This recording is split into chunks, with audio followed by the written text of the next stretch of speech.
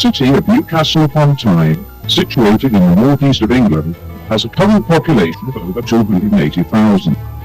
Situated on the north bank of the River Tyne, 100 years it was a great industrial centre, where coal had originally been king.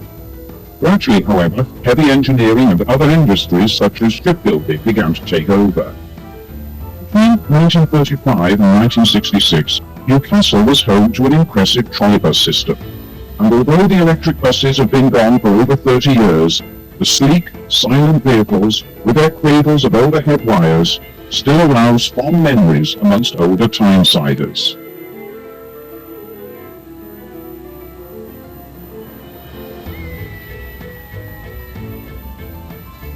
First trams had arrived in the city in 1879, electrification following in late 1901. Operating on standard gauge track, the network eventually radiated out in all directions from the city centre. This was one of the 100 cars ordered for the opening. It formed part of a group of First Nelson single truckers and is now rebuilt to its original form. A few years after its delivery, it had been fitted with a balcony top cover. Sold to Sheffield in 1941, it was totally enclosed and ran for another 10 years.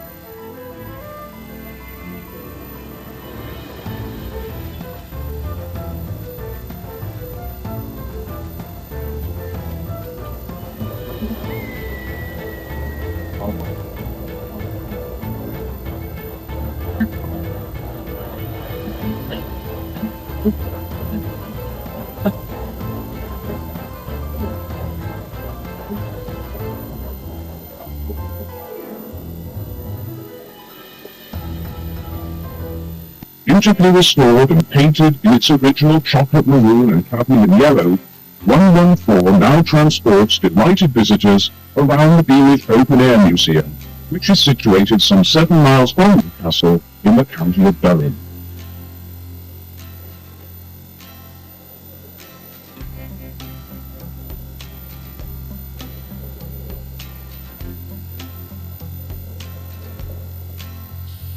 Also at the museum is number 10, in the sparkling crimson and white livery of the former Gateshead and District Tramways Company, which once operated 12.5 miles of electric tramway in the borough of Gateshead, situated opposite Newcastle on the south bank of the Tyne.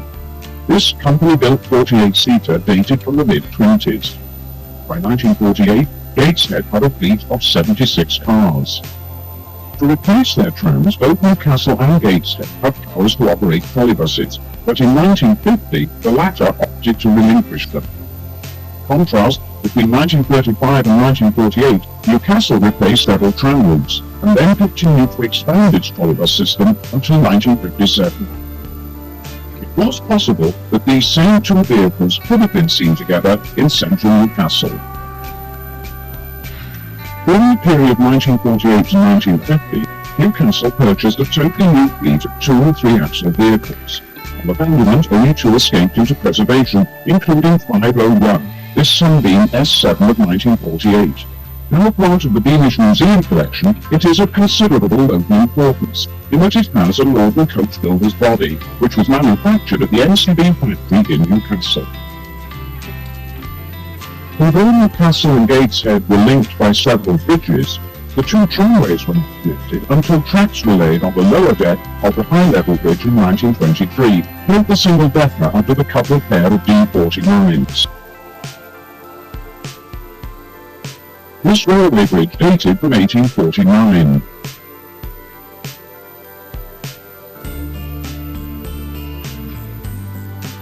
And the nearby swing bridge from 1879. When the impressive new Tyne Bridge opened in 1928, it also carried the last tramway extension to be built on Tyneside. The total length was 1,304 feet, with a central span of 531 feet. Its height above the high water level, 84 feet.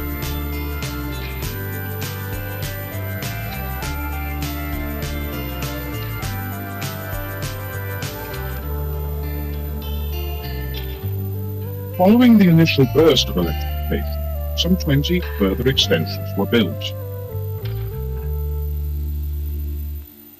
These scenes, filmed in 1913, were taken on the opening day of the trams down the steeply graded Benton Bank, the northeast of the city.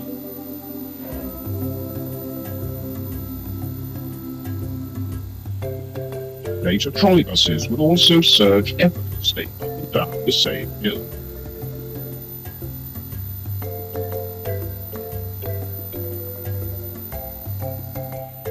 The trio of E-class trams involved in the opening ceremony represented most modern vehicles in the city's growing fleet.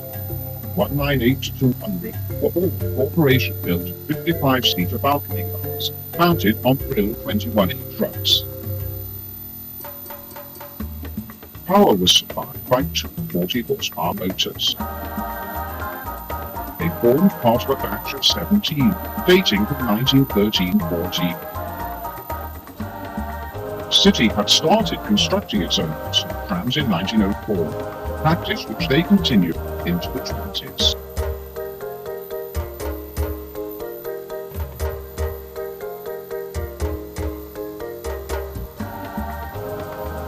Led by number 200, the procession powers boldly up for 1 in 11 grade. Eventually, the E-class would total some 40 cars, some of which survived in service until after the Second World War.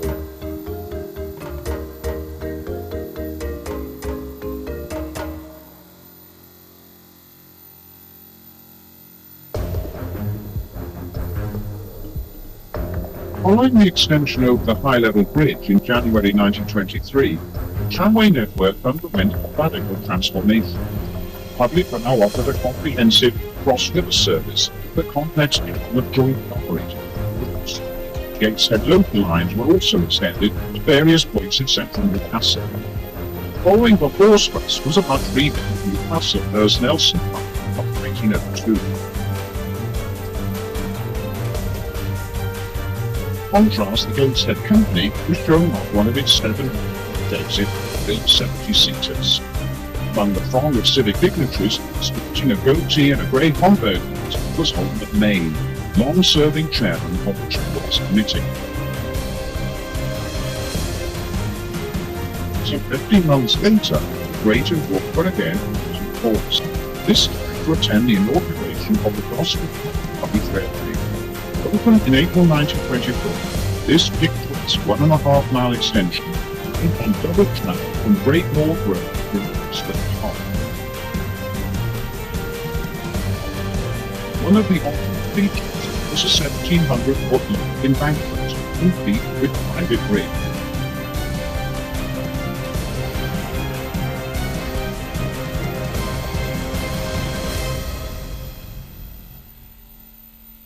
This is still in situ today.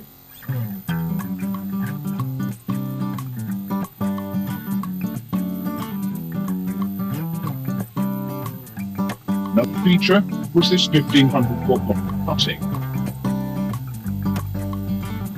The main intermediate public stop was at the 4-track grandstand station, adjacent to the city's racecourse, which the line had been built to serve.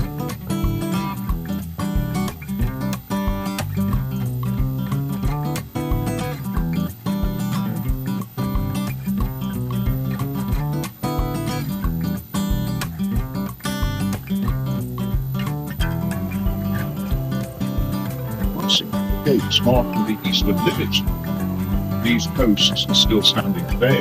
The trams wended their way back towards the city down a series of narrow country lanes, thus offering the possibility of a circular service. Far in the distance was one of the steam-class single deckers given short alphabets in the early 20s. They were nicknamed submarines. Reflecting the isolated nature, in 1928 tracks were only used for the summer months, when a route was trucked around the 11-mile circle to inclusive adult fare of £6 or 2.5p. Displaying the unique number 00, this highly popular service was suspended on the outbreak of war in 1939. Mounted on Pecker P-22 trucks, 274, which performed the opening run, was part of a batch of 25 brush-built cars delivered in 1923. They represented the city's final type of standard tram.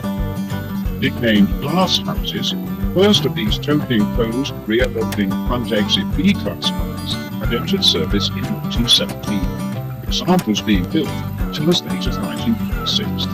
Eventually, there was a total of 75.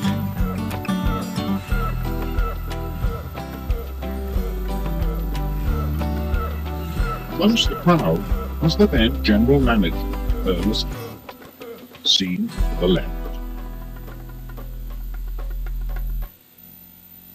Despite the plethora of cross-river trams, amazing private halfpenny locks continued hopping across the high-level bridge until withdrawn in June 1931. At the start of the 30s, Newcastle had some 3 trams operating over 51 miles of tram, whilst the Gateshead Company had some 60 cars on 20 miles of tram. But in Newcastle, the long-term future of the tram was about to be challenged.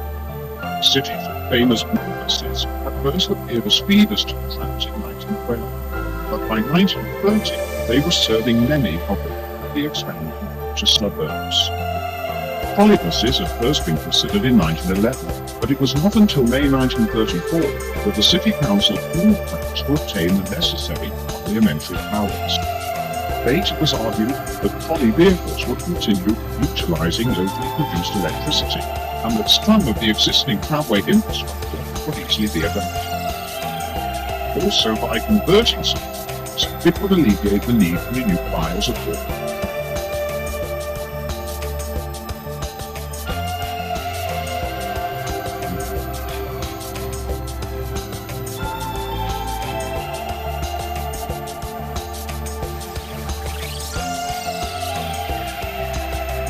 Having obtained relevant powers, the trams were effectively converted.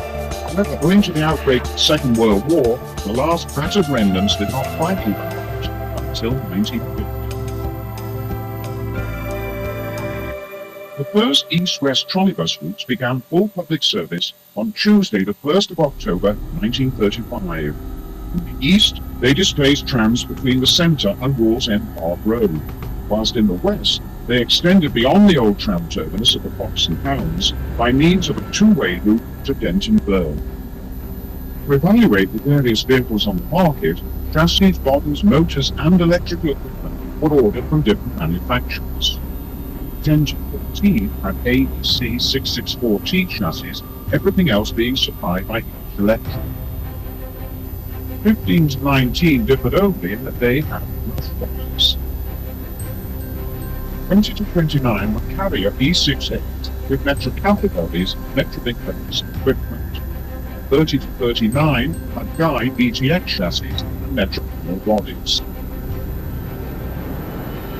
Deliveries until 1940 were all either ABC 664Ts, Carrier E6As or Guy BTXs.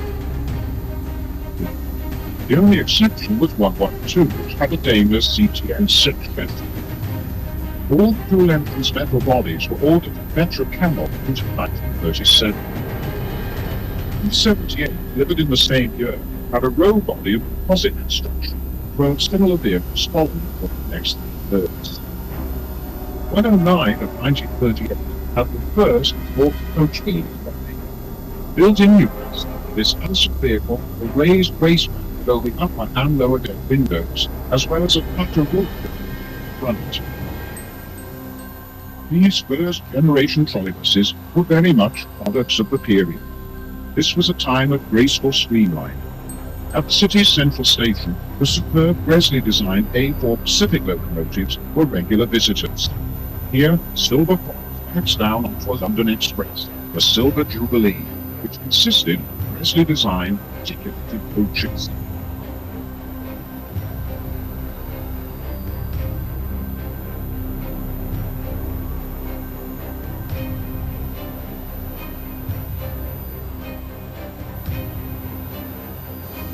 Carriers 113 to 124 in the 1940 were the last trolleybus to have the distinctive wooden doors.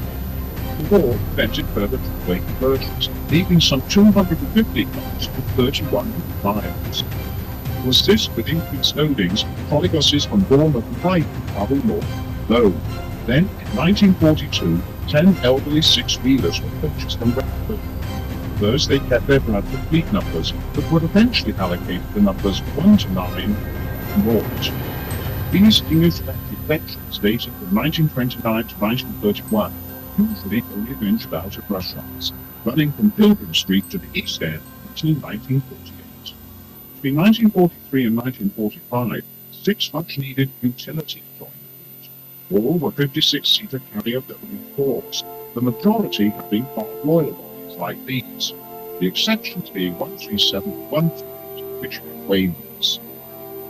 All 16 had a relatively short life, the last being withdrawn in 1956. Despite wartime restrictions, the Elsick Road route was converted to trolleybuses in 1944. The closure also allowed for abandonment of the tracks leading to Ring Road Depot. The replacing trolleybuses were extended westwards. Only the Trolleybuses trams remained in the western suburbs, but the semi-rural section beyond Scotswood was abandoned in 1946. After the war, tram scrapping began in earnest. Amazingly, F-Class 102 was to escape the torch. It was filmed here on the Great North Road just prior to the arrival of the trolleybuses. After languishing in various locations, it now forms part of the National Tramway Museum fleet at Craig and Derbyshire. Built by Newcastle Corporation, 102 was one of a batch of 22 cars, dating from 1903. Over the years, most were rebuilt, some with top covers, lengthy platforms, vestibules, and extended top decks. Frequently, loads in excess of 200 were reputed to have found on board when carrying football and race crowds. This impressive veteran represents one of the largest trams ever to have run in Britain.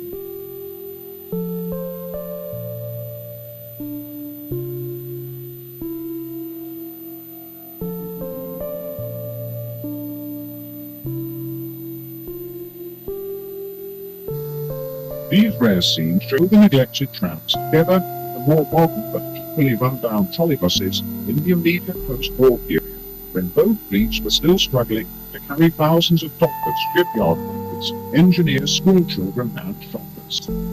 Shortages of spare parts and reduced levels of maintenance, most vehicles displayed obvious signs of wear and tear. The distinctive dark blue livery on the corporation buses was set to disappear from 1949 onwards. Short working trolleybus from Walker passes against a company car on Pilgrim Street.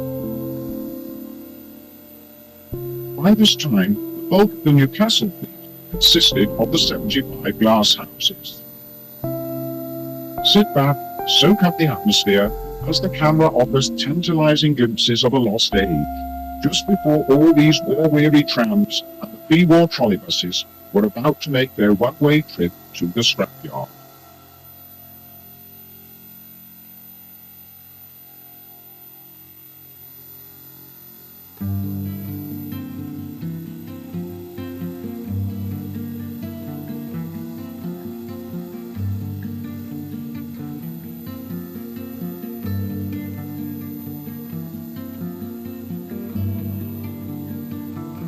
Coming up on the right, fleet view of the last A-Class Hurst Nelson, number 120 of 1901. Probably because their parent company, British Traction Electric, were unenthusiastic about trolleybuses, the Gateshead Company opted to relinquish its trolleybus powers in 1950 in favour of motorbuses. This in spite of having cost a full conversion programme. Sadly, the prospect of corporation and company trolleybuses sharing the same wires had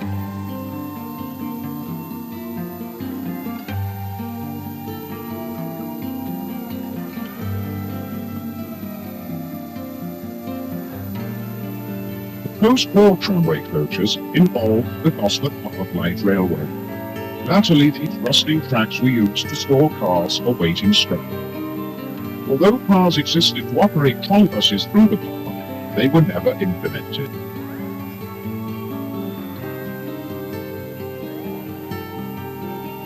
The ears for the trolleybus wires were already in situ, when these views were taken shortly before the Great North Road lost its trams in April 1948. This abandonment also involved local trams that came off in Bridge.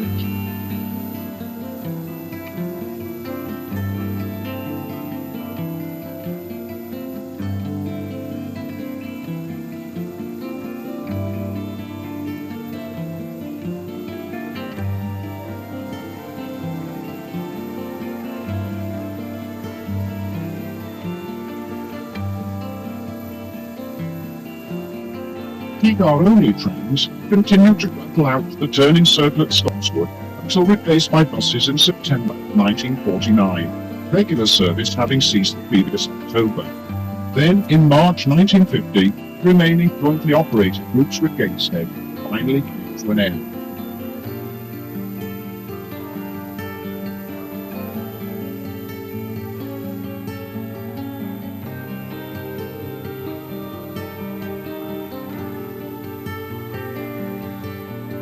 In turn, Gateshead replaced its trams during 1950-51. These next views being taken on the last route to Dunster.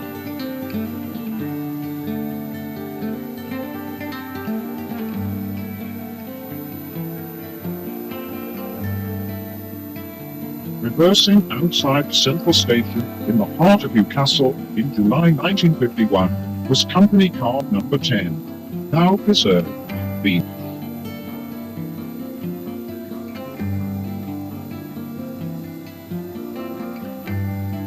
Approaching Central Station, having crossed the high-level bridge.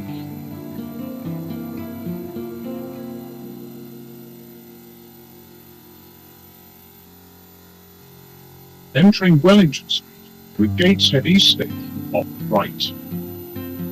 Owing to several low bridges, only single-deckers could be used on the Dunster route. Built in 1902, 46 had originally been built in Hunting, whilst company-built number 15 dated from the early 20s. Squealing round a sharply angled curve at the junction of Askew Road and Pine Street.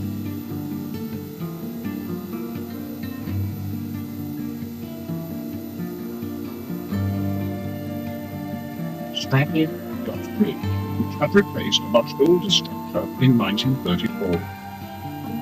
Dunstan was a classic short-haul route, with single track and routes serving a mixture of grimy industrial and residential neighbourhoods.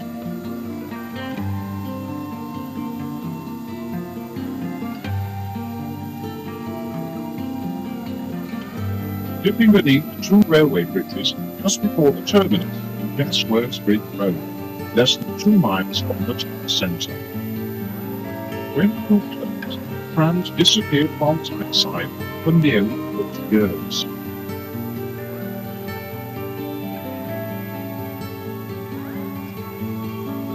Then in 1990 they returned as part of the Gateshead Garden Festival. Intriguingly, the specially constructed tram actually crossed along the abandoned Dunster Route at right angles. The assembled fleet included a former London Transport experimental doctor, which had ended its operating days in nearby Sunderland. Also, the giant open-top Newcastle 102. Fortunately, none of the preserved Gateshead cars was available at the time. In 1951, there had still been a limited market for second-hand trams, so 19 of the Gateshead single-deckers went to Grimsby in Inningham, where one was converted into a general-purpose works.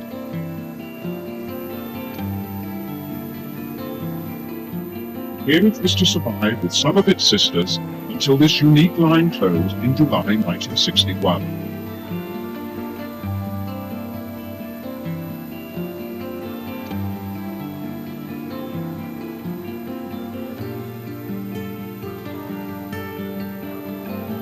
In 1946, Newcastle renumbered all its existing trolleybuses. 326 was one of the 1935 electric-powered carrier E6As. It had seats for 60, 27 in the lower saloon and 33 upstairs.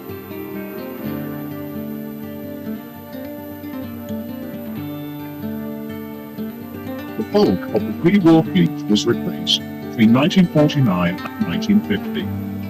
dual doors typified all deliveries until arrival of the more conventional utilities. The star of this sequence was 334, one of the 10 Metro camel-bodied IBTXs, also of 1935.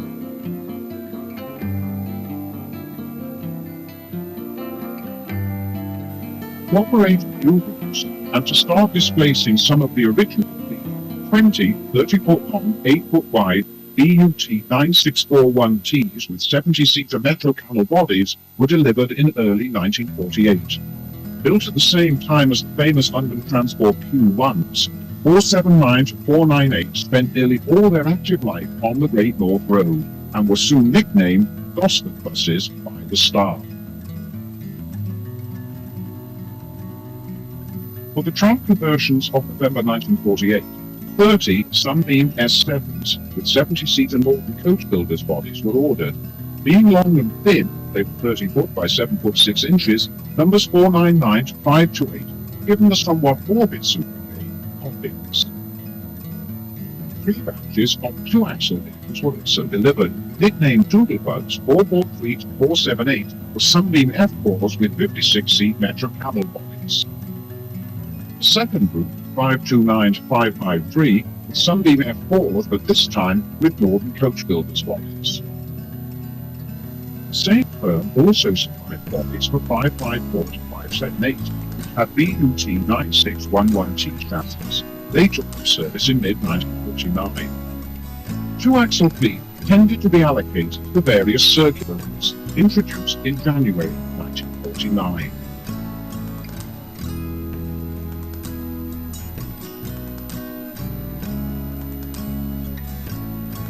The last 15 new trolley vehicles, numbers 579 to 628, entered service in 1950. Being virtually identical to the 1948 batch of Q1s with Metro camel bodies and BUT 9641T chassis, they were sometimes referred to as Q2s. By the start of the 50s, therefore, Newcastle boasted a thoroughly modern fleet of electric buses, which intermingled with the rich mix of other buses serving the city. For the celebration surrounding the coronation of the present Queen in June 1953, 2 trolleybuses were specially decorated, including BUT 596. Resplendently gold and adorned with portraits and shields, both tore all existing routes. 1953 also witnessed withdrawal of most of the wartime utilities, although the 6-part Royals continued until 1956. 431 had formerly been 131. The last major trolleybus extension, which increased the route mileage up to nearly 36.5, opened on the 21st of October 1956. Included was a direct link between Denton Burn and a new modern depot, seen here. Built at a cost of nearly £200,000, with accommodation for 60 buses and 60 trolley vehicles, stated would allow the corporation close the old turn of the century Wing Road depot.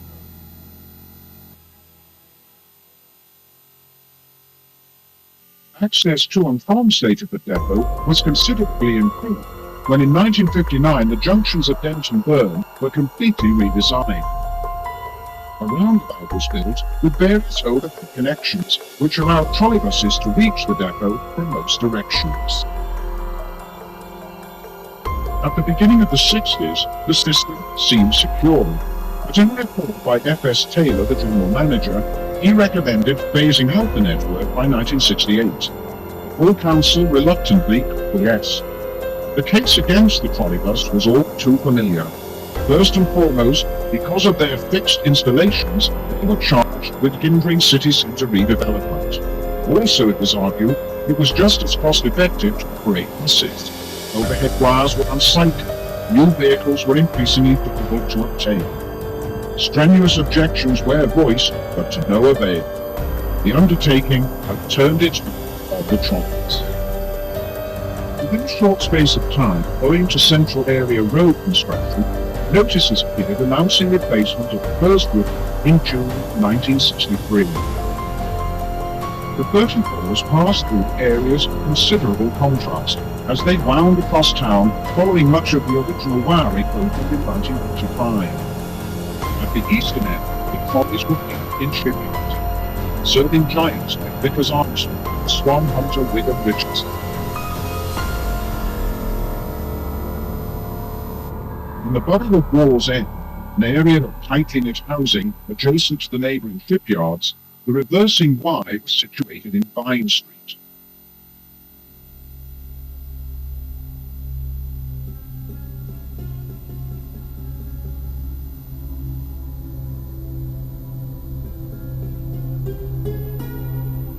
Most of the run into the city, the 34s hugged the north bank of the Tyne.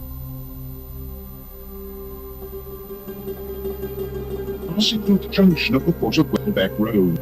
This was also a turning point for some 35s, and was heavily used by shipyard workers hauling P-cars. Close by were the yards which owned the Mid-Tyne ferry.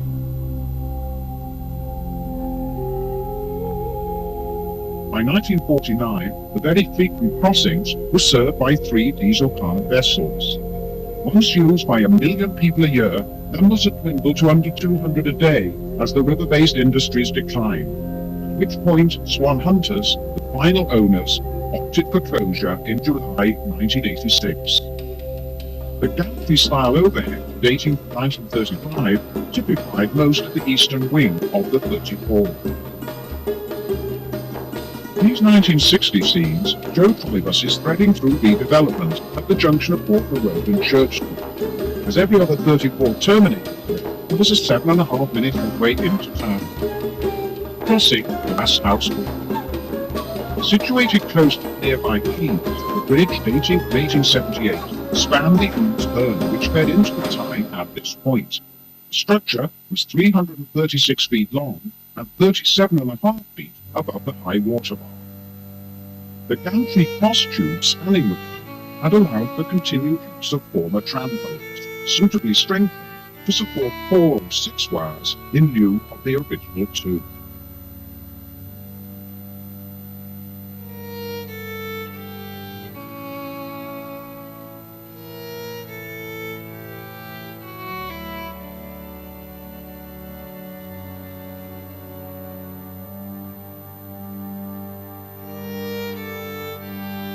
In the vicinity of Glasshouse Bridge was the intriguing single-track goods-opiate railway from Trafalgar Yard near Magazine Station down to Quayside. Electrified in 1905 by the North Eastern Railway, the 1-mile branch had 3 tunnels and severe grades of up to 1 in 27. Until February 1964, it was worked by 2 venerable Bow locos built by the Brush Engineering Company. Third rail was used in the low roof tunnel, but overhead in the yards. The changeover being effected by 2 hand-operated night switches in the cab of the locos. Safety reasons, they were 2-man and were restricted to a maximum load of 160 tons on the incline. Each tray also incorporated a special 20-ton brake with sandboxes and fully backloads. The branch was finally closed.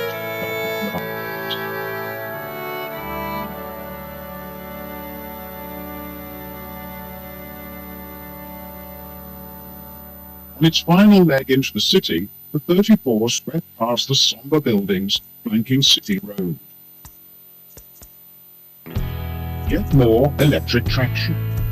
At one point near Manor Station, the trolleybuses passed under the railway carrying the distinctive inside electric, introduced in 1904. These provided a circular service linking Newcastle with the coastal towns to the east of the city.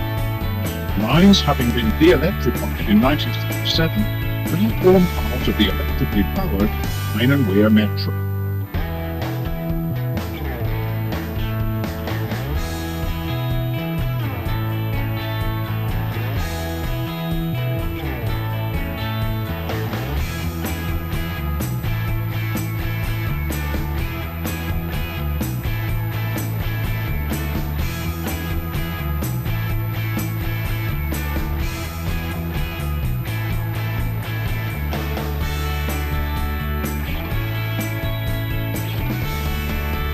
This paddock, operated by Metro Travel, dated from 1938. Trolleybus takes the S-bend leading from City Road into Mosley Street. Short working 34s turned on a nearby loop in St Nicholas. Passing close to the statue of George Stevens, Tyneside's most illustrious engineer. Occasionally, operations could be disrupted. However, these sequences recorded in the early 60s show how swift and the trolleybus is moving, even when a nearby fire threatens to overcome. Under the watchful eye of inspectors, the drivers simply maneuvered around the affected area using their functions, the trolleybus being safely put together. Amongst accusations levelled at trolleybus was one of inflexibility. With careful supervision, they were capable of overcoming most obstacles with a minimum delay.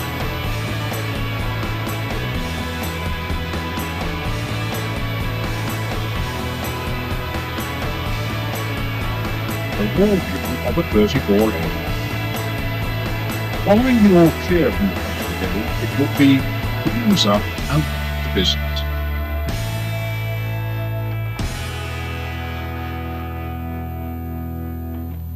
On the west side of the city, the 34 ran out to Denton Square and was the first of the routes tackling Westgate Hill to be replaced.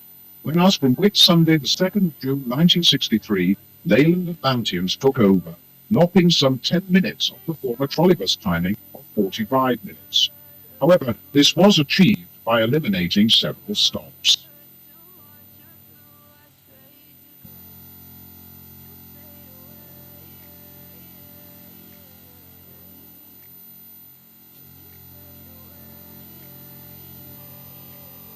The next phase of closures occurred in early 1964, with the loss of 7 more services, including the trunk routes along the Great North Road.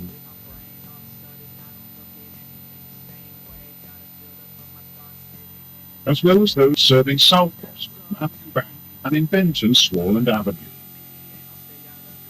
Also included were the circulars 39 and 40, which were not directly replaced. The closure wiped out the wires in most of the north and northeast of the city, where most of the routes served predominantly residential areas. Each abandonment reduced not only the presence, but the variety of trolleybuses in the city centre. This was because the corporation had decided to scrap the 2-axle fleet and retain the higher capacity 6-wheelers to the end. So, following closure of the 34, 9 of the NCB Sunbeam F4s have been withdrawn, together with all the remaining Metro Camel F4s, some of which had gone for scrap as early as December 1961.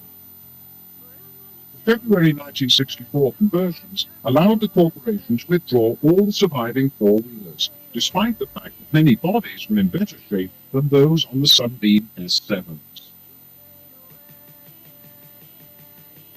These themes, taken variously between 1959 and 1964, catch the spirit of the system, when the electric trolley vehicles proudly dominated the city centre, and the 86 4-wheelers were very much in evidence, especially on the crosstown 37s and 38s and the 4 circular routes.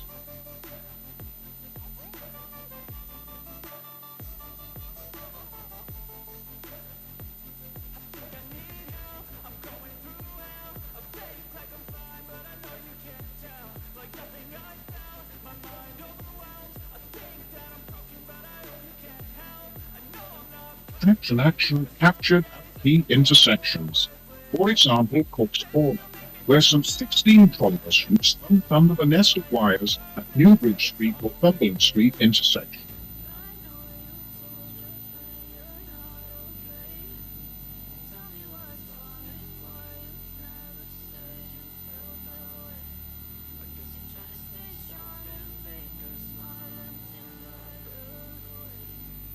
The main city terminus was conveniently situated outside Central Station. Endless lines of trolleybuses streamed along Neville Street past the front of John Dobson's magnificent station building, en route to the roundabout at the end of the street, which also acted as a turning circle.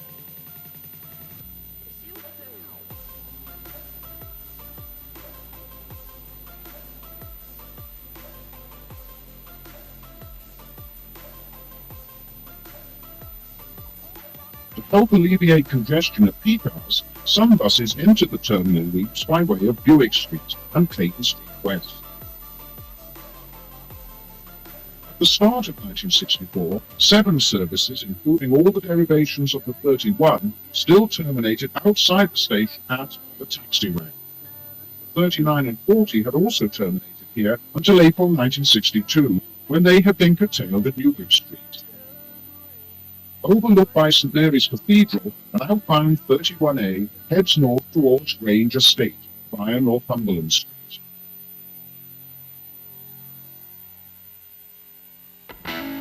From this area in front of the station, trams had once loaded with 4 trams. On the spot close by, the last Gateshead cars had toppled into oblivion in August 1951.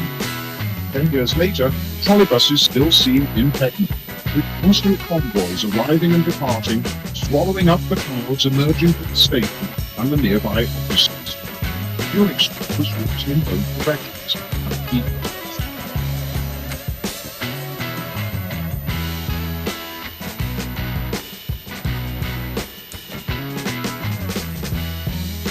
These vehicles were proceeding north, Clayton Street West, prior to turning into Buick Street.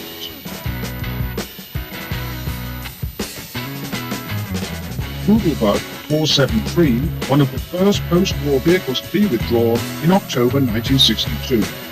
554, the lowest number of the NCB of 25 teams.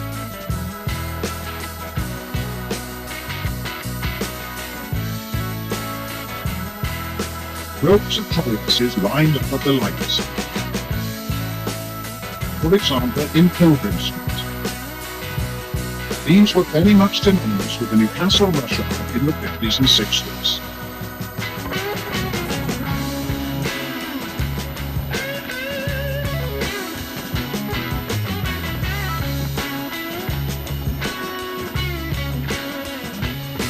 More activity at Cook's Corner.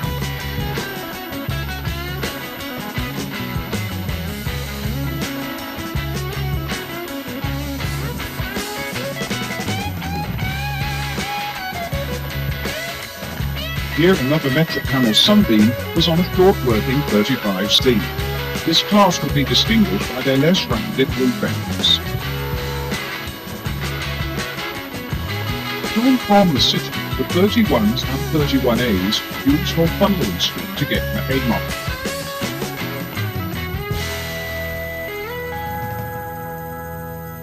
Whilst the 31B travelled via Clayton, Newgate and Percy Streets.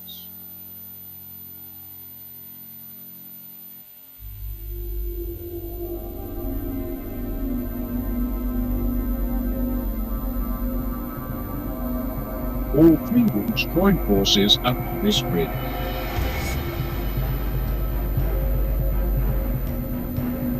Emergency repairs were being made to the heavily used automatic prom, which separated Great North Road and Jesmond Road wiring some distance from the actual road junction itself. In the opposite direction, the conductor has to alight from an inbound 43. Pull the lever to change the hand-operated prom, leading into Northumberland Street.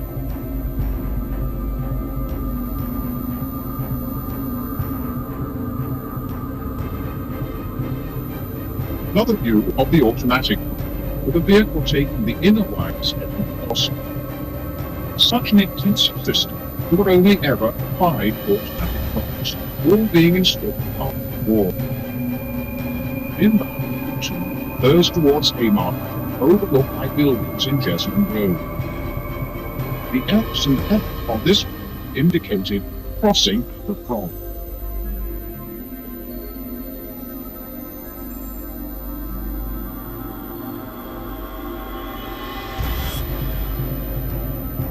Approaching Haymarket and then looking towards Thomas Church. After passing through the junction of Osborne Road services, the 1948 one took the trolleybuses speeding up the A1 for a quarter mile, with the open space of Town Hall on the left, before approaching the 3-way junction of Ramshambo and Jesmond. This was another the Warwick and automatic prom. Occupying the center of the roadway, the four-wheeler prepares to make a right turn to mount back.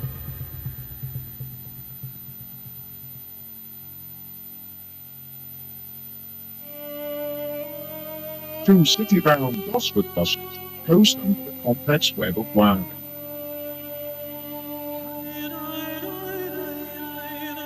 Southbound at Little Gosford Bridge.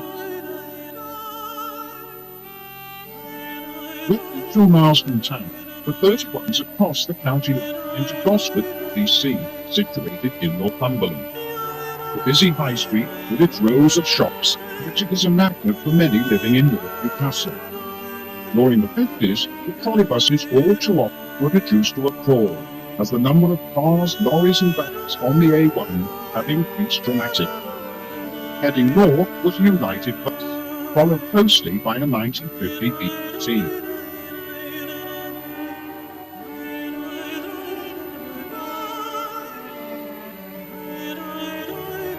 Crossing the Pontyland Railway branch on the bridge at West Gosford. Immediately to the north was a short spur leading into Afield Avenue. Built to serve two nearby sports facilities, the terminal loop could accommodate 15 trolleybuses. The long siding was also provided on the A1 outside the North Road entrance of the Greyhound station.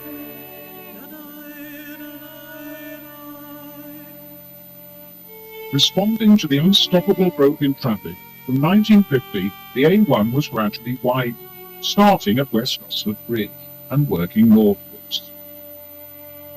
Pulling the lever to activate the hand-operated prop, which will take this outbound 31A onto the wires leading to Grange Estate. Opened in October 1951, the quarter-mile branch catered for a new housing complex, as well as nearby government office buildings. The terminal loop, some 4 miles from Central Station, curved round a triangular green on the fringes of the countryside. Broadway West is a concrete thoroughfare with span wire construction throughout. Rejoining the A1 a 22-minute trip to town.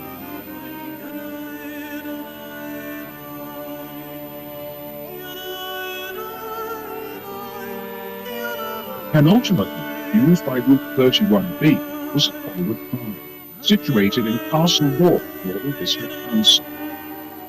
Again, it was nipped smartly off, pulled the lever, hop back, and snapped a few minutes later.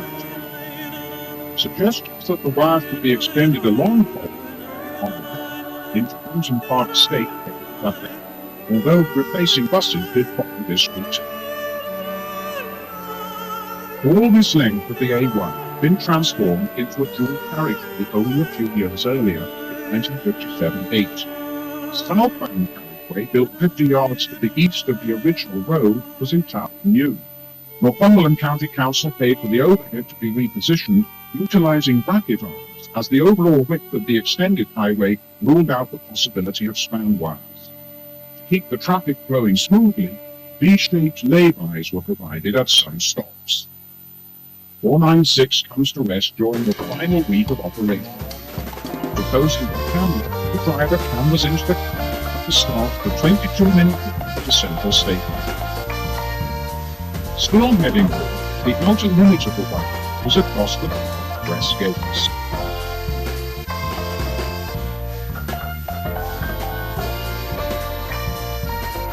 Interestingly, this section of the A1 had not yet been widened. Passing in front of the gates through which the trams had once ventured deep into the park. A last stage sequence with Gosford 489 on the same route it had served since 1948. Although the plans to operate trolleybuses into the park had not been exercised, extras were still provided from race stations.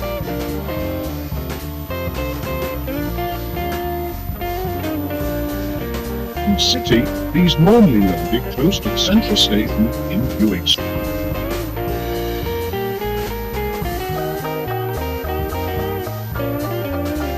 High-capacity 70-seater trolleybuses were ideal crush loaders, handling the thousands flocking to the hoppings. The giant race week fair held annually during the last week of June. To cater to the enormous crowds, a controversial turning circle had been put into a tiny section of the town mall. Here, a hopping special turns onto Grandstand Road on its way to the loop, which was protected at either end by gates, which were locked, but the loop is not in use.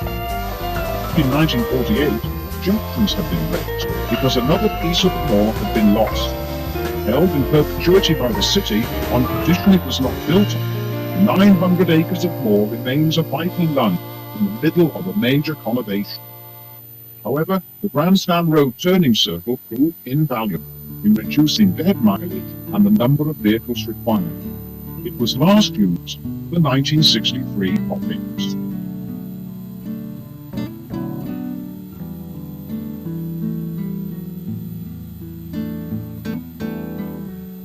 The Phase 2 closure spelled the end of the 39 and 40 circulars, introduced in January 1949. Having looped through South Gloucester, the 39 follows a 1948 Gloucester into town.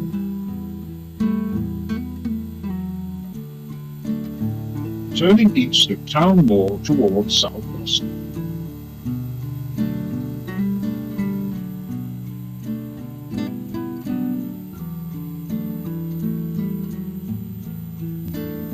Twisting and turning through the hillier parts of Mapping Bank. These relatively lightly loaded circulars, very much the domain of the NCB bodied four-wheelers, straddle through the north and northeastern residential suburbs on a 15-minute headway.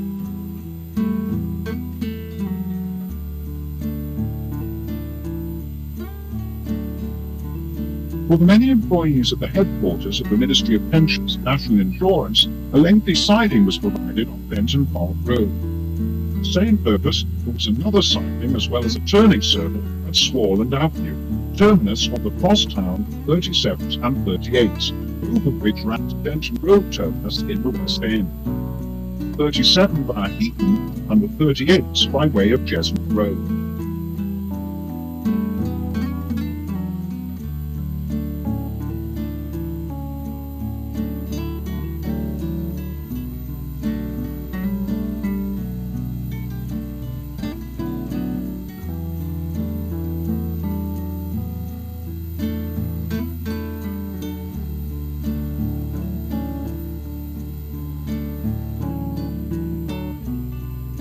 Following the closures of February 1964, only the 41 and 42 would still tackle the steep gradient on Benton Bank, and all the four-wheelers would be gone.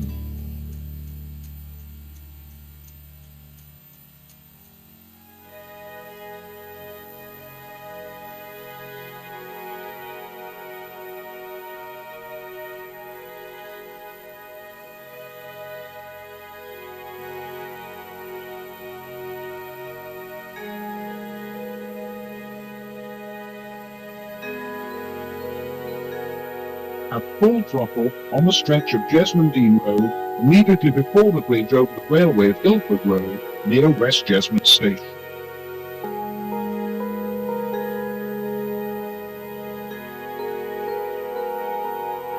Northern Coach Builders BUT edges onto the Great North Road.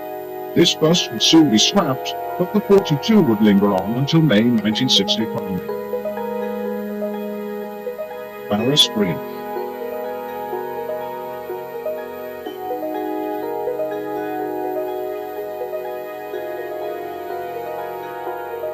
This quartet at the Granger Street Market Street junction offers a wonderful reminder of the Newcastle system at its peak.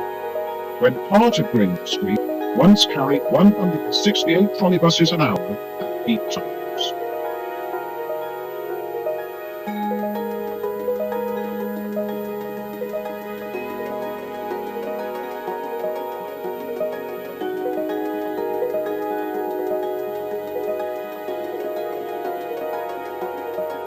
Having run through the central area, the 37s and 38s continue to terminate at Denton Road.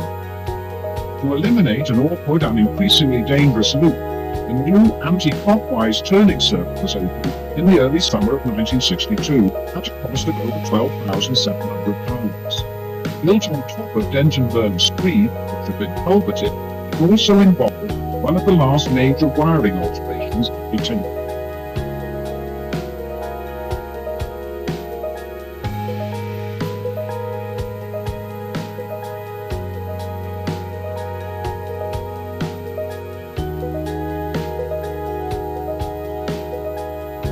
It was now time for the remaining 4 wheelers to be pensioned off. Most of these 56-seaters had only clocked up some 15 years of service, the majority still being structurally and mechanically sound when sold to the scrap. BMT 567 drove off the smart lines of its locally built NCB body as it swung towards the foot of Neville Street.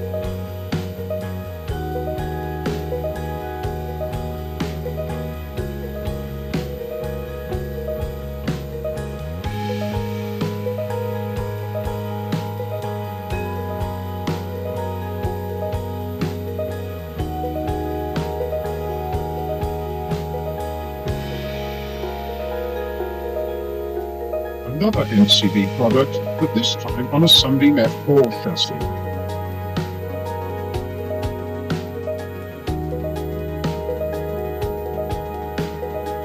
Finally, sister vehicle 531.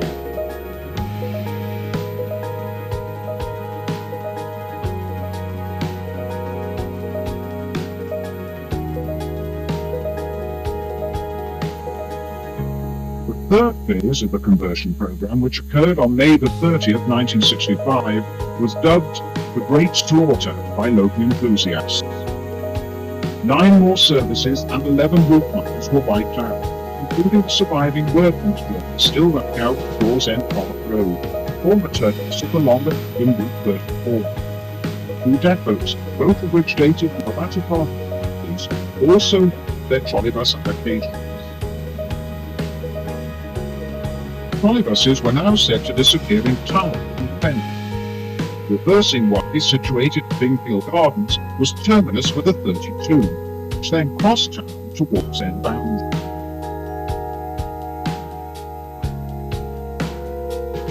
The wiring in the background on the right led into Snatercliff Depot.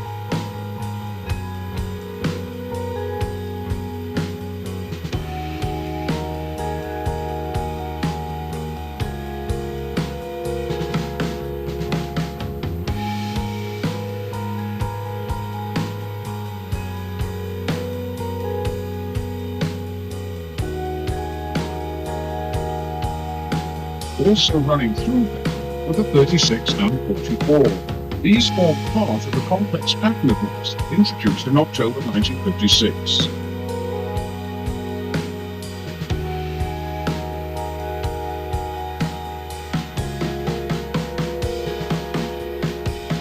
Q1 of the Walker's End boundary turns out of Benham Hall Drive onto Barrack Road, but a swift run into the city.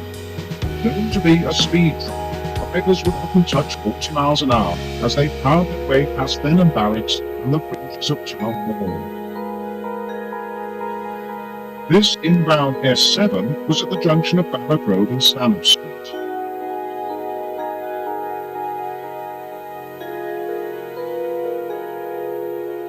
Across town in Walkerville, the 32s travelled along Shields Road, dipping under School Bridge, which carried the Tyneside Electrics.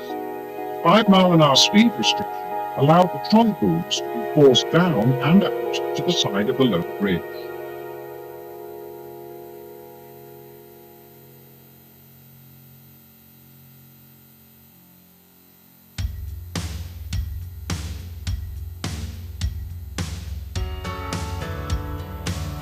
The 32 was the only Newcastle route with Ys at either end, with one of Wall's End boundary seen here being in Oakley Avenue.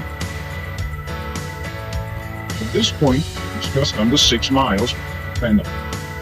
The Y was also by certain workman services running to various parts of the West End, and for depot journeys to White.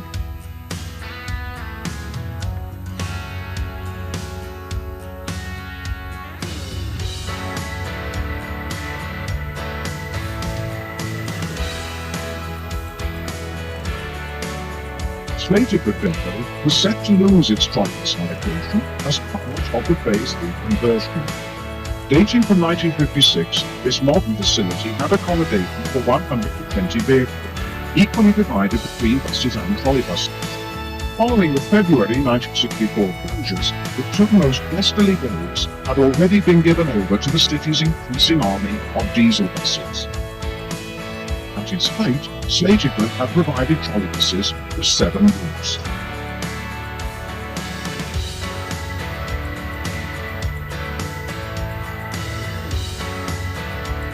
This crew too, the lowest numbered of the group, had just completed a spell of duty on the 43. All the wiring at the junction of Netherby Drive and Silver London, including the access up to the depot, had been erected in 1956 and was under 9 years old. Skimming south along the London towards Denton Bank, the roundabout was installed in 1949. The various connection fields to access to and from Charitable, situated approximately 1 mile to the north. City Route 36 turns onto Silver London. Since Phase 2, only 5.5 mile crossbound 33 had used the anti-clockwise route to Denton Road terminus.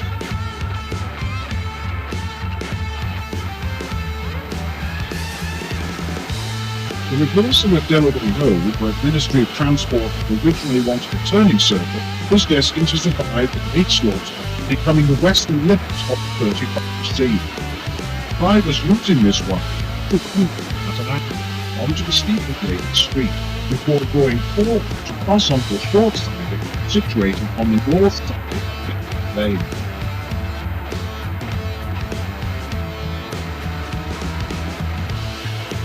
The wiring west of this reverser would now all fall into this route. In rush hours, this was a major turning point, with lines of trolleybuses waiting to reverse in order to run the city.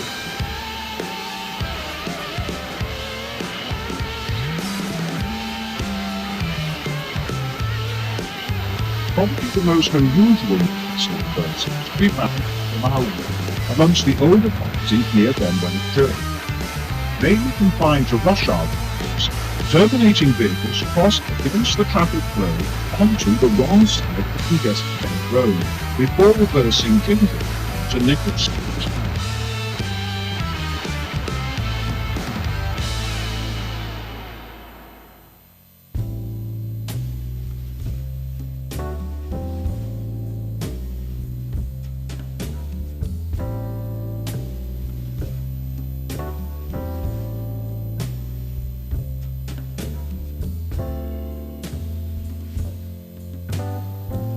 Top of Westgate Hill was known locally as Big Lamp Junction, after the multi-globe gas lamp which had once illuminated this intersection.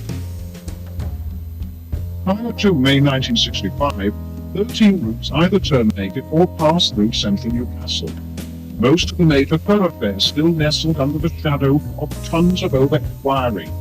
However, following Phase 3, the role of the trolleybus would diminish drastically. For example, only the 35s would still skirt round Graves Monument, and routes would no longer terminate at Central Station. Prior to the conversion, 3 of the routes still running to and from the station were actively interlinked and operated by the same vehicle. For example, a 44 would depart for Fenham, change there to a 33 or 33A, and make a cross-bound journey to Oswald. Journey time 53 minutes, for just under 10 miles. Then it would return as a 43 to Denton Road, where it would again change, this time to a 36, for a trip to the station at Fenham.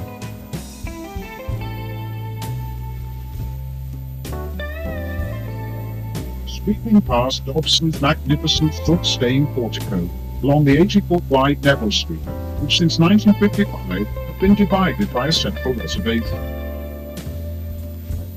Under the beneficent eye of St Mary's Roman Catholic Cathedral, all trolleybuses terminating at the station use this roundabout at the end of Neville Street. To keep the trolleybuses moving, there were 2 sets of wires, scissors crossover, double slip, and further passing routes.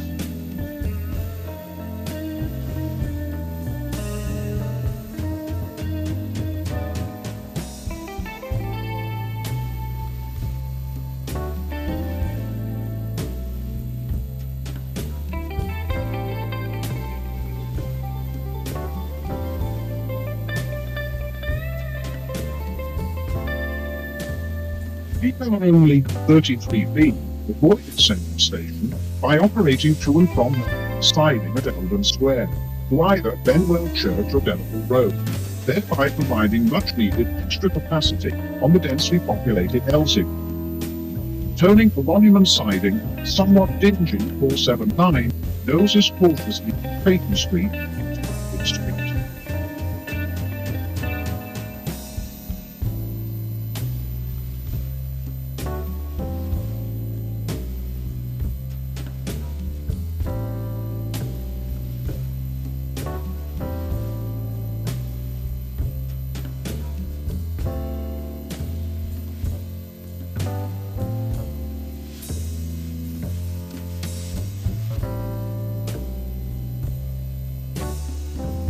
Another depot to use its trolleybuses was Handysides. In fact, it was hardly a depot at all. It consisted of a pair of wires strung up at the top end of a crudely surfaced car park on Morgan Street. As such, it offered open accommodation for a dozen trolleybuses and was probably first used in January 1958 to partially replace Haymarket Depot, closed the previous December.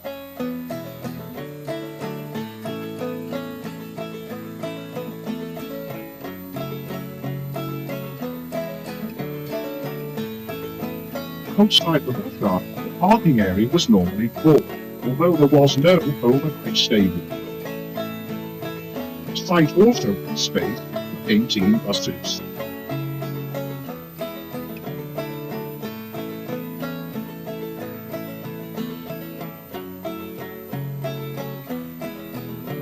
Further wiring set to disappear included the 2-mile prong into Jesmond, an area of tree-lined roads and owner-occupied houses.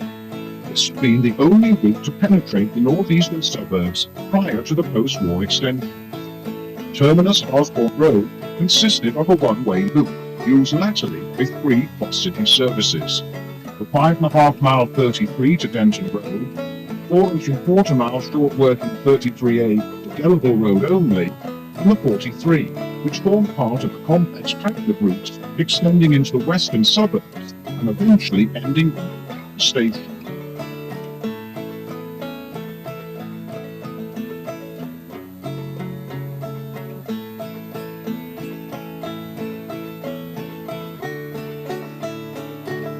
The loss was Benton Bank. Only the circulars 41 and 42 still surged up and down the grades of 1 in 11 and 1 in 12. This S7 on the clockwise 41 will shortly turn south onto Heaton Road. Journey time for both routes, 36 minutes to complete the 5.25-mile circle. Since their inception in 1949, these two services have until February 1964 been the preserve of the two-axle fleet.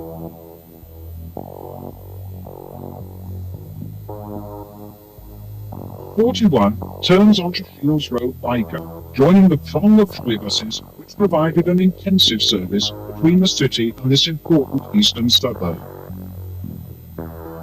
Just up the road, trolleyheads constantly bumped their way through the maze of crops at the junction of Shields Road with Union Road.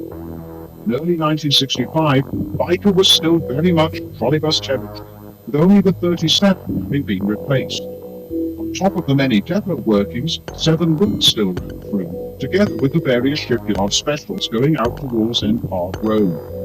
These peak hour journeys, provided for local shipyard workers, operated for the final mile over Waring last regularly used in May 1963. It had also been one of the first sections of trolleybus route to open 30 years previously in October 1935. Shortly prior to final abandonment, the Q1 negotiated the Vine Street line.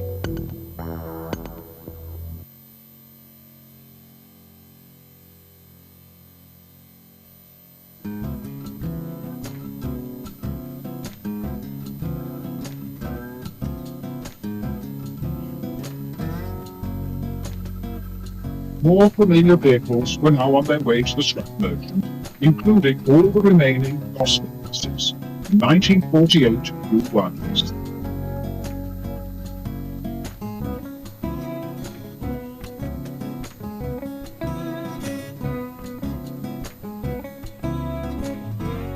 Joining them were the locally built northern coach builders Sunbeam S7s, also of 1948.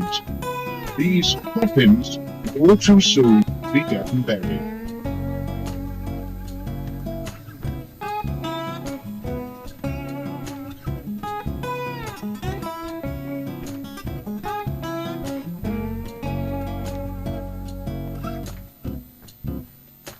Inroads were also made into the 1950 BUTs, 11 of the class, including 598, being withdrawn after the Phase 3 conversions. This would leave just 39 Q2s in stock. Despite the end being in sight, although no precise date had yet been announced, major redevelopment led to substantial alterations being made to the overhead walkway following withdrawal of Trolleybuses from Church Street. As from the 22nd of August 1965, the 35 were extended from Welbeck Road via Proctor Street to its junction with Church Street, whilst the 35As were cut through to share the Westbourne Avenue reverser with the 35Cs. All 35Bs were withdrawn. The next sequence continued for the final months of operation. As for the first June 1965, 35C only operated irregularly on weekends, all day on Saturdays. The closure of Church Street had allowed for the building of the Church Walk Centre in what had been the old village of Walk. For their final 14 months, the 35s turned on what was probably the last new reverser to have been erected in Britain. Surrounded by increasing demolition, the wildings straddle the junction of Proctor Street and Church Street.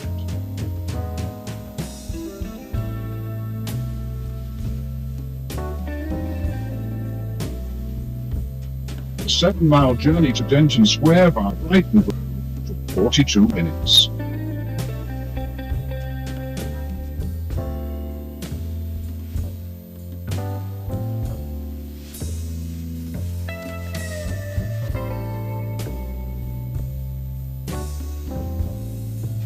Our extras still turned up the foot of Welbeck Road to cater for the workers pouring from the adjacent yards and factories.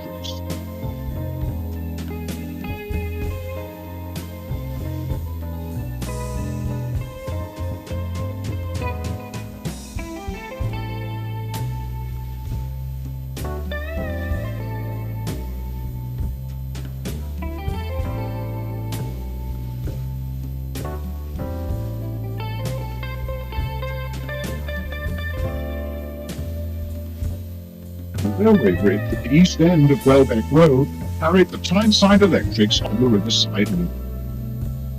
A short length of wire survived at the north end of Church, forming part of the Westbourne Avenue first, terminus for the 6.5-mile 35C and 4-mile 35A.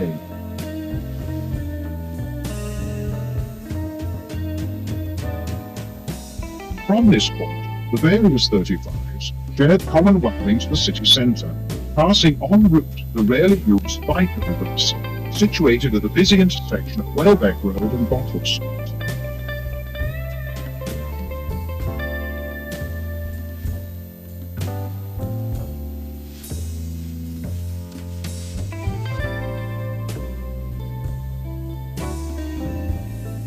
Overlooked by the giant Odeon, these wires gave access to the nearby biker 35C prepares to take up service.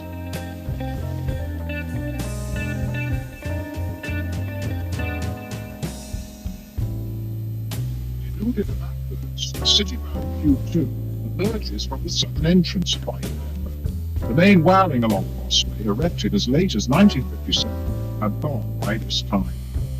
The Biker Works and Depot, which dated from 1901, had been the largest complex on the system, and still in use today by stagecoach bus routes.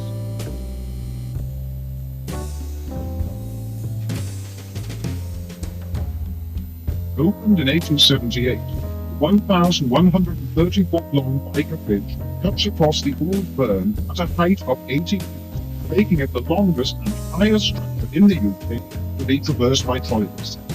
The north and slightly at an angle, It was paralleled by the older railway. To withstand strong winds, the traction was on board were elaborately stayed to achieve maximum rigidity by using gantries and racing wires.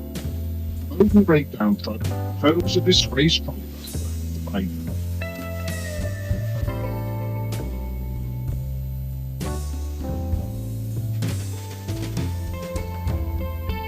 Citybound on New Bridge Street.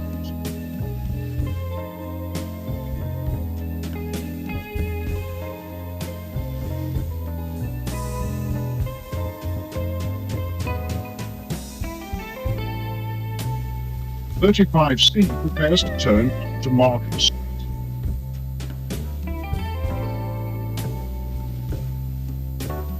This would take it on a 2-mile run deep into motorbus territory, bound for its terminus at Delaware Road.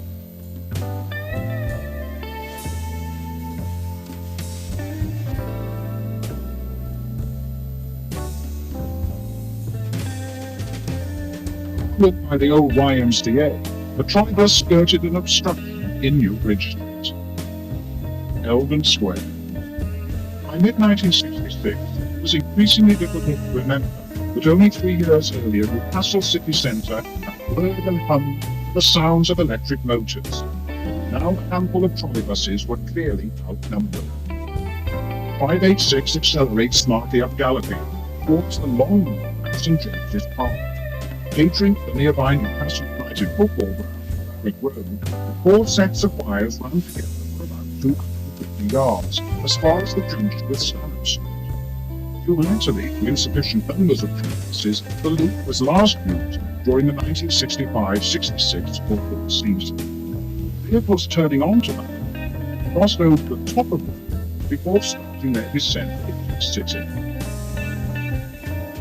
Stanhope Street, main thoroughfare in the Arthur's Hill district, and consisted of a mix of late 19th century shops, pubs and terraced houses, ideal public transport territory. On arrival at Brighton Grove, the 35As which terminated here made use of a one-way loop, slowly turning from Callerton Place onto the layover siding in Brighton Grove.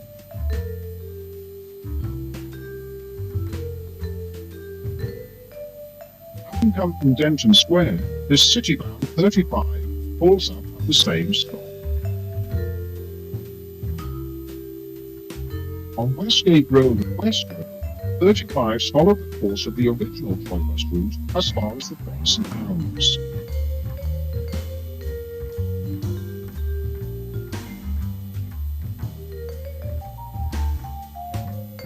Here the reverser, one of the first on the system, was little used after mid-1965, hence the display of sparks and flashes. All such potentially dangerous movements were strictly governed by laid down procedures for both drivers and conductors. Finally, Denton back towards the highest point in the city near Bedwell High Reservoir.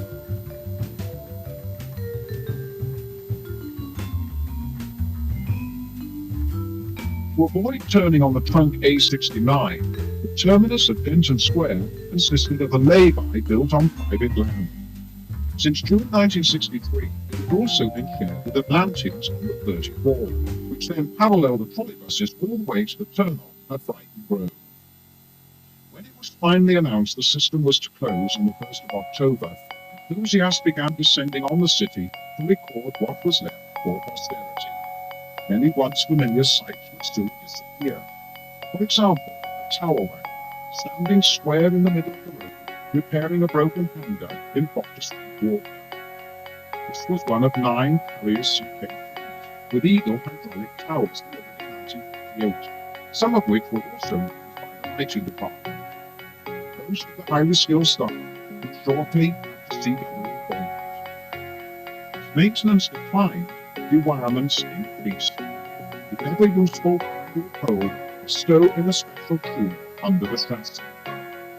Even the local television station began to take interest, recording interviews with manager Taylor, who had instigated and overseen the entire conversion program. They also filmed some trolleybuses in including the street on Stanhope Street.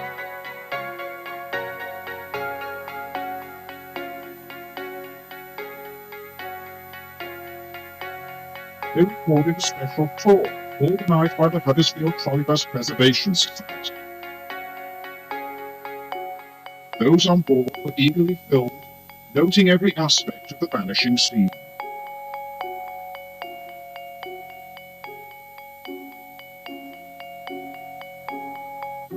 Some, armed with city cameras, were taking some of the various views depicted in this video. Tour bus number 626 departed from Biker Depot, then in true tradition proceeded to cover every conceivable piece of wiring, performing several contortions in the process.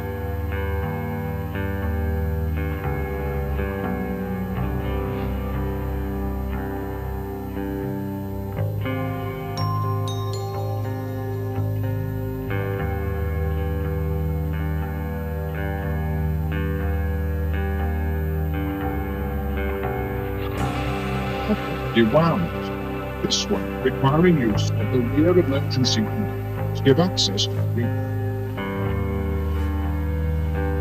Saturday, 1st of October, was wrapped in Stygian gloom.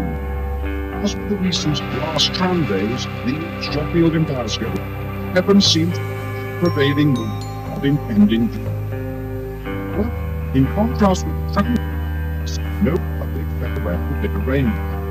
This was simply called the trolleybusses would fade away at minimum of cost. By late evening, the persistent bristle had abated. Comfortably, everything seemed normal. Its laden tubes, with their interior light shining through misted windows, continued to crisscross the city between Warp and Denton Square. At approximately 10:45, the last through journeys were departing from the outer termini of Delaware Road and Church Street. By midnight, exactly 31 years after their introduction, it was over. The very last trolleybus of all, number 599, running from Denton Square to Biker Depot only, where it arrived at 11:55. Watched by some 200 people, 599 replaced the depot, the doors were closed, and another of the dwindling number of British trolleybus systems was finished. Next day, Newcastle was simply another all-bus city. It seemed as if the long-term future would have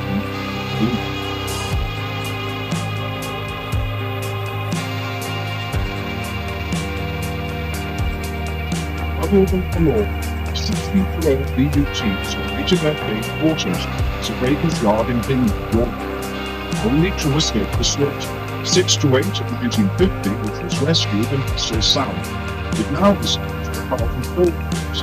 There was 501, which had been preserved some years earlier by the corporation, restored. 9, it was towed by an aged compatible Trams the police 501 where it does it, makes suit the wild.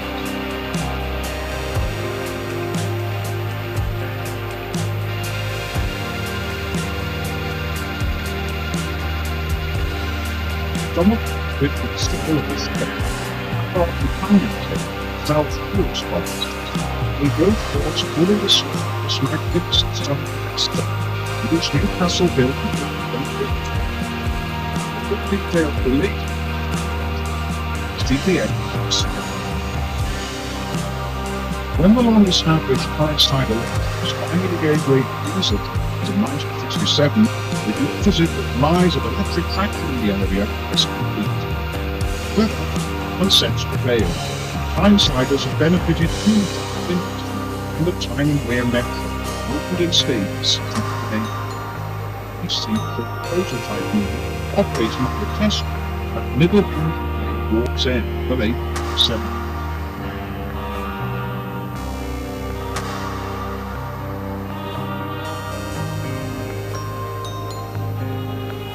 This contemporary metro train passed close to the former Biker, once the simpler of one of the 5 tram trolleybus systems